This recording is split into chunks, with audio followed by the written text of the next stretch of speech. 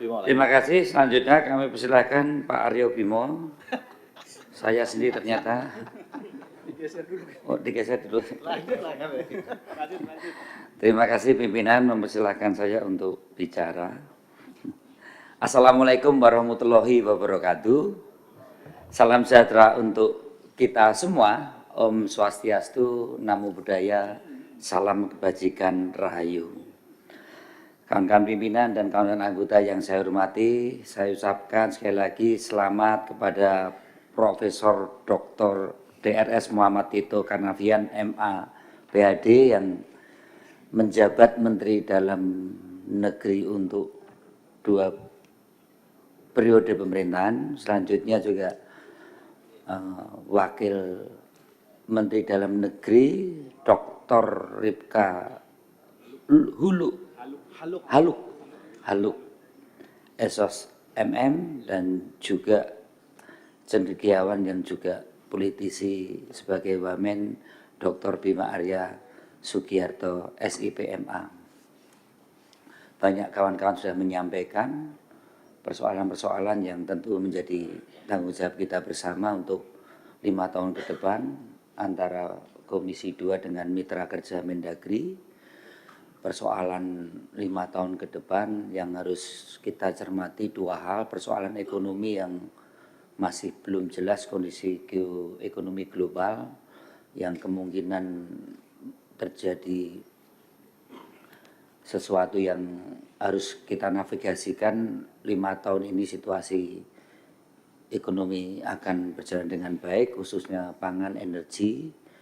Selain persoalan ekonomi tentunya juga harus kita dengar betul mengenai persoalan demokrasi atau konsolidasi demokrasi kita ke depan. Kalau dulu hal-hal yang menyangkut demokrasi itu kan yang ribut cuma partai politik sebagai peserta, kemudian penyelenggara KPU, Bawaslu gitu.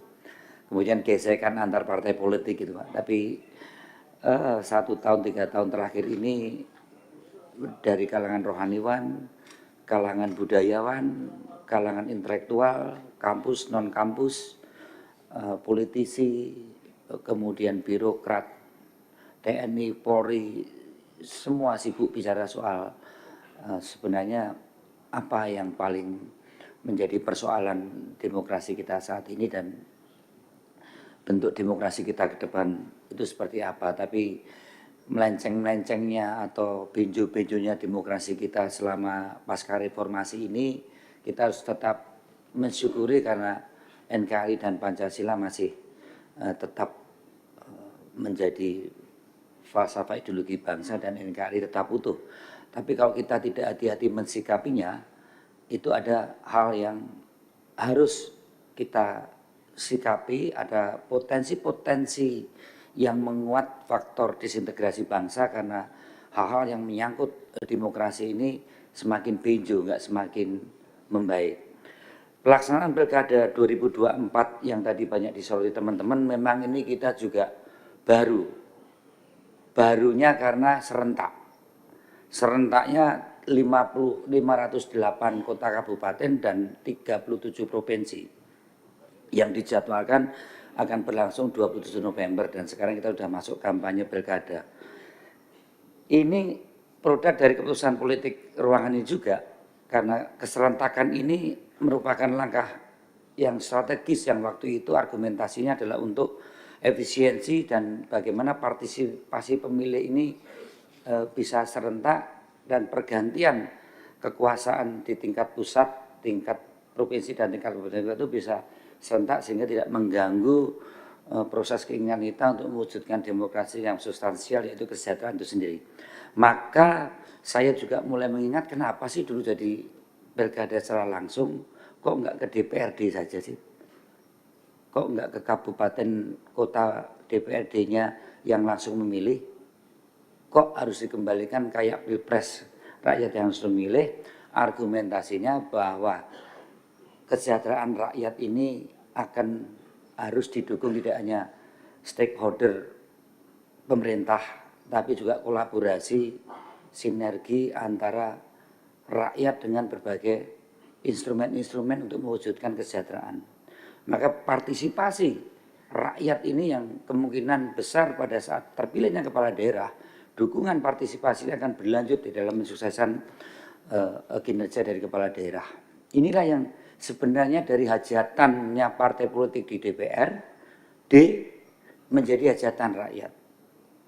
Rakyat berpesta, ya, berpesta untuk memilih pemimpinnya sehingga legitimasi, kapabilitas dan integritas dari kepala daerahnya itu lebih dijamin karena rakyat menggunakan hak pilihnya. Nah, inilah yang sebenarnya harus kita jaga untuk semakin pilkada ke pilkada itu muncul tokoh-tokoh lokal, ya kan? Bahkan partai kami atau partai PDI Perjuangan menyiapkan betul untuk pilkada itu sampai lahirnya ya Pak Jokowi, ya, lahirnya Azwar Anas, lahirnya Bu Risma, lahirnya tokoh-tokoh dari partai-partai lain juga muncul orang-orang yang memang mempunyai kompetensi, integritas dan kapabilitas sebagai kepala daerah.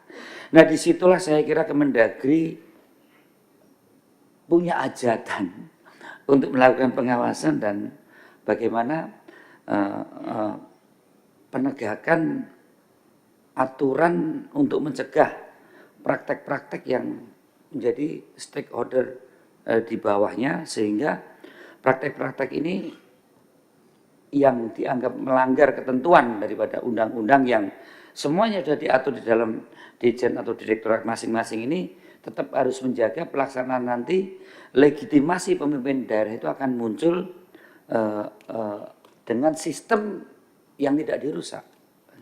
Ini yang saya kira teman-teman tadi persoalkan, bahwa tatanan demokrasi yang semakin dianggap sekarang ini indeks demokrasinya menurun atau melemah, itu memang tidak bisa lepas hal-hal yang terkait domainnya kekuasaan eksekutif.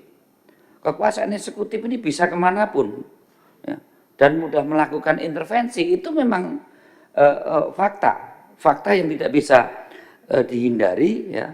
Bagaimana kekuasaan eksekutif yang demikian besar itu kita seimbangkan dengan yudikatif dan eksekutif yang ada di sini dan legislatif yang ada di sini untuk menyeimbangkan, ya. Bagaimana yudikatif dan legislatif itu menyeimbangkan supaya tidak terjadi abuse of power sampai di dalam pelaksanaan pilkada. Nah, salah satu permasalahan yang ke depan soal demokrasi inilah bagaimana kekuasaan eksekutif, presiden sebagai kepala negara dengan kekuasaan yang demikian besar itu bisa menggeser demokrasi ke arah lain.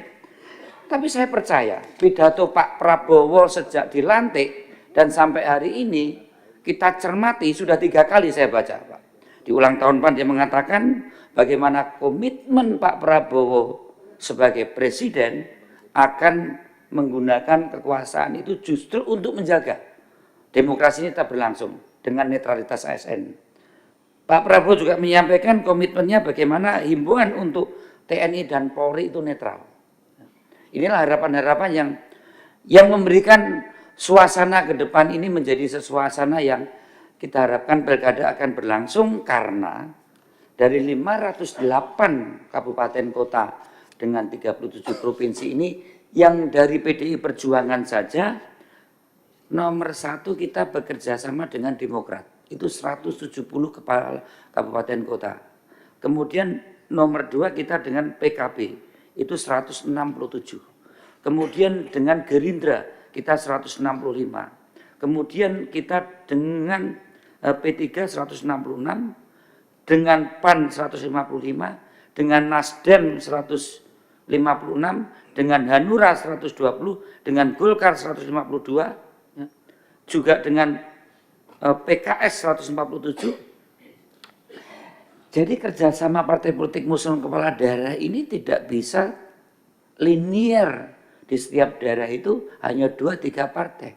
Terjadi cross cutting afiliasi partai politik di dalam mengusung.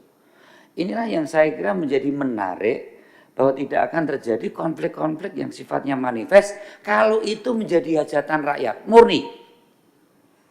Serahkan rakyat untuk berpesta pora memilih kepala daerahnya, ya.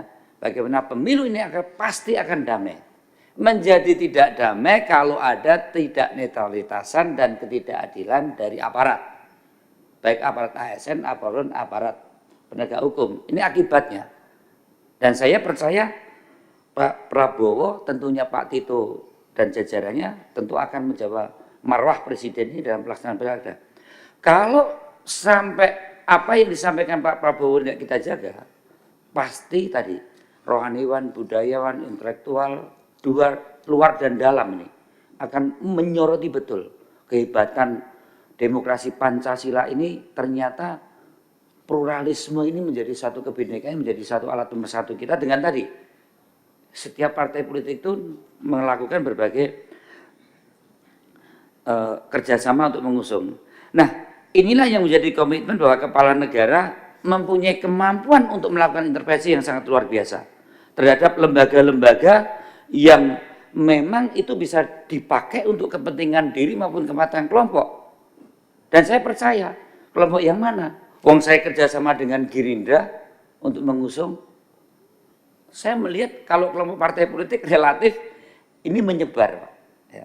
Nah, inilah yang kita harapkan kepala negara termasuk jajaran pemerintahan tidak akan mengabaikan norma-norma yang mana hanya dengan keinginan untuk bisa menahan diri itulah dengan kekuasaan yang dimiliki pihak eksekutif inilah demokrasi bisa berjalan.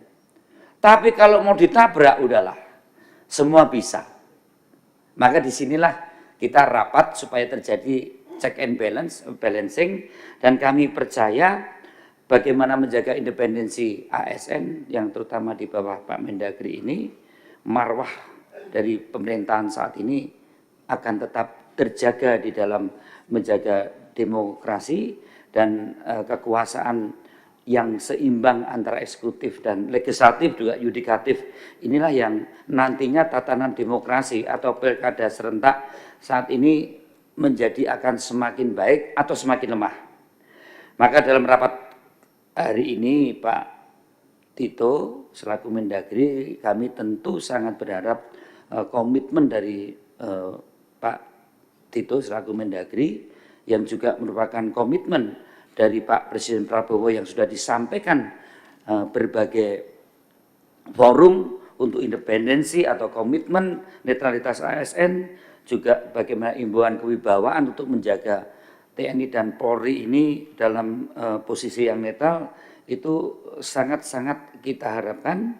Maka mengenai hal yang terkait komitmen Pak Tito selaku Mendagri mengenai soal-soal pilkada ini sangat kita tunggu dalam rapat, dan tadi sudah sepakat, terima kasih. Kita akan lanjuti dengan pertemuan-pertemuan PLT Gubernur maupun